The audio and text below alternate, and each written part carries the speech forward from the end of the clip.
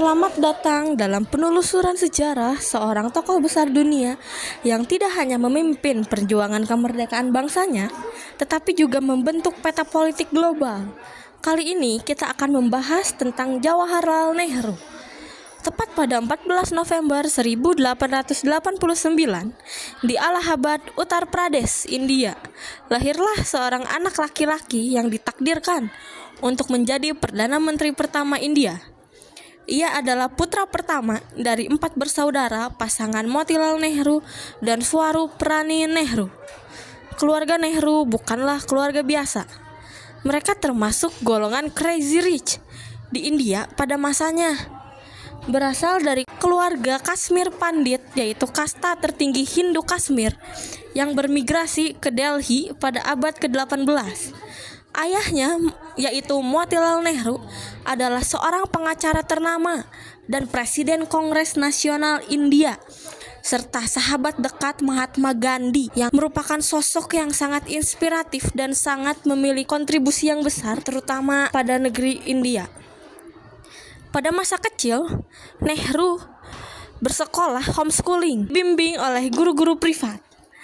Namun, setelah usia 16 tahun, Nehru dikirim ke Inggris untuk melanjutkan studinya di Harrow School pada tahun 1905. Setelah 2 tahun di sana, ia melanjutkan studi ke Trinity College yang ada di Cambridge dan meraih gelar kehormatan dalam ilmu alam pada tahun 1910. Meskipun demikian, passion sesungguhnya belum terlihat di sana. Mengikuti jejak sang ayah, Nehru kemudian mengambil studi hukum di Inner Temple, London. Selama kuliah, ketertarikannya pada perjuangan kemerdekaan mulai tumbuh karena terinspirasi oleh gerakan Sinn Féin di Irlandia yang berhasil memerdekakan Irlandia Selatan dari Inggris. Nah, muncullah ketertarikan ini yang membuatnya mulai berkomunikasi intensif dengan ayahnya tentang nasib India yang masih dijajah oleh Inggris. Tekad untuk membebaskan tanah airnya mulai bersemi mulai dari sini. Setelah lulus dan menjadi pengacara pada tahun 1912, Nehru merasa jiwanya terpanggil.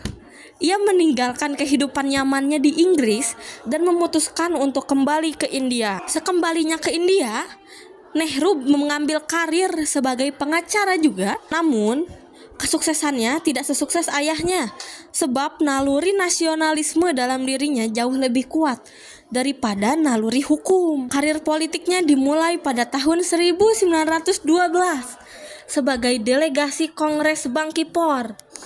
Namun, titik balik terbesar dalam hidupnya terjadi pada tahun 1918 ketika ia bertemu dengan idolanya yaitu Mahatma Gandhi di pertemuan tahunan INC.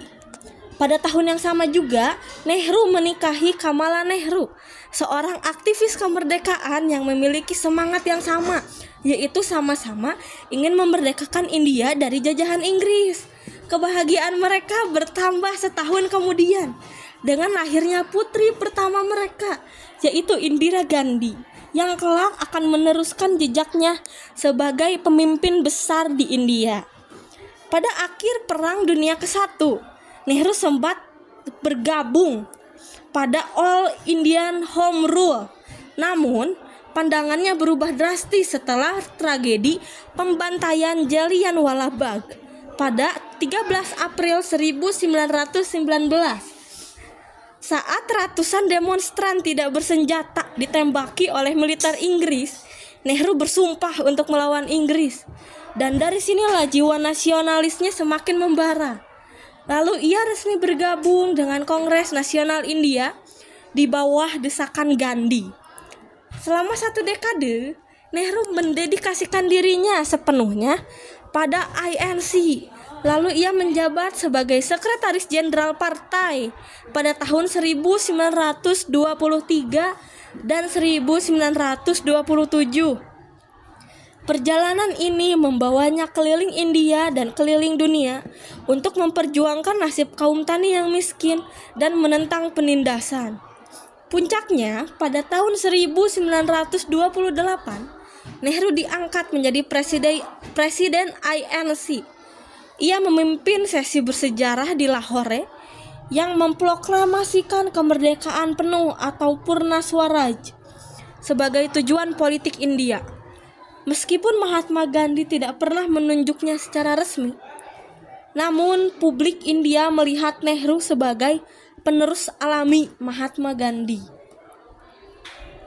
Perjuangan Nehru tidak pernah mudah. Keterlibatannya dalam gerakan non-kooperasi Mahatma Gandhi pada tahun 1920 membentuk perlawanan terhadap pembantaian Jallianwala Bagh yang membuatnya dipenjara untuk pertama kalinya pada akhir tahun 1921. Dan dalam kurung 24 tahun, Nehru tercatat 8 kali masuk penjara, menghabiskan total lebih dari 9 tahun di balik jeruji besi. Dan masa tahanannya terakhir dan terpanjangnya adalah hingga Juni tahun 1945.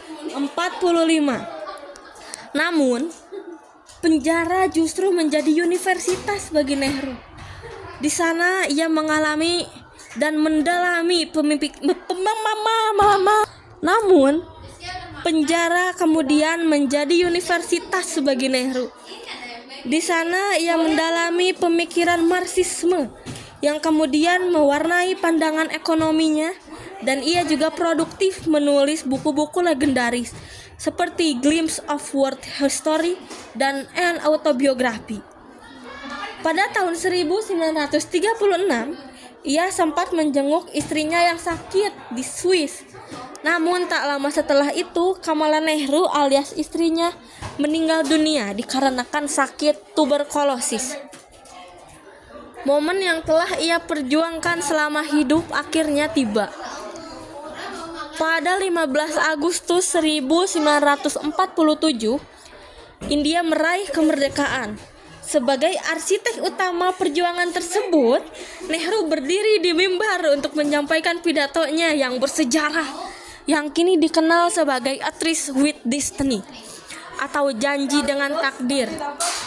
Jawaharlal Nehru dilantik sebagai Perdana Menteri pertama di India dan memegang jabatan tersebut selama 17 tahun, menjadikannya Perdana Menteri dengan masa jabatan terlama. Selama masa kepemimpinannya, ia meluncurkan berbagai kebijakan transformatif yang membentuk India modern. Ada beberapa kebijakan Nehru. Yang pertama merupakan kebijakan sosial. Nehru ingin menanamkan nilai-nilai modern Barat di India, namun dengan tetap mempertahankan identitas nasional. Ia adalah tokoh yang sangat menjunjung tinggi sekularisme, memisahkan institusi negara dari agama demi menjaga persatuan di tengah keragaman etnis dan agama. Ia juga dikenal sebagai pejuang kesetaraan, dan salah satu pencapaian terbesarnya adalah reformasi hukum sipil Hindu kuno yang memberi kesetaraan bagi para janda dalam hal warisan dan harta benda. Berikutnya adalah kebijakan pendidikan. Sebagai orang yang bergelar kehormatan Pandit Nehru, ia hanya yakin bahwa pendidikan adalah kunci kemajuan. Pemerintahannya mengawasi pendirian institusi pendidikan tinggi bergengsi seperti All India Institute of Medicine dan Indian Institute of Technology. Kebijakan luar negeri, yaitu setelah kemerdekaan, India langsung berhadapan dengan konflik Kashmir melawan Pakistan. Nehru mengirim pasukan dan mengusulkan garis teritorial di bawah mediasi PBB. Namun, pencapaian Nehru yang paling monumental di kancah internasional adalah mempelopori gerakan non-blok atau GNB. Di tengah perang dingin yang memanas di Amerika Serikat dan di Uni Soviet, Nehru menolak berpihak pada salah satu blok. Bersama tokoh-tokoh besar lainnya seperti Presiden Indonesia Soekarno dan Nehru mendirikan organisasi internasional yang menegaskan sikap non-aliansi bagi negara-negara anggotanya. Jawaharlal Nehru meninggal pada tahun 1964. Keringat dan perjuangannya membebaskan India dari penjajahan, membentuk demokrasi terbesar di dunia, dan menegaskan peran negara-negara dunia ketiga di panggung global akan selalu dikenang. Ia adalah bapak bangsa yang mewariskan visi India yang modern, sekuler, demokratis, dan berdaulat. Wih.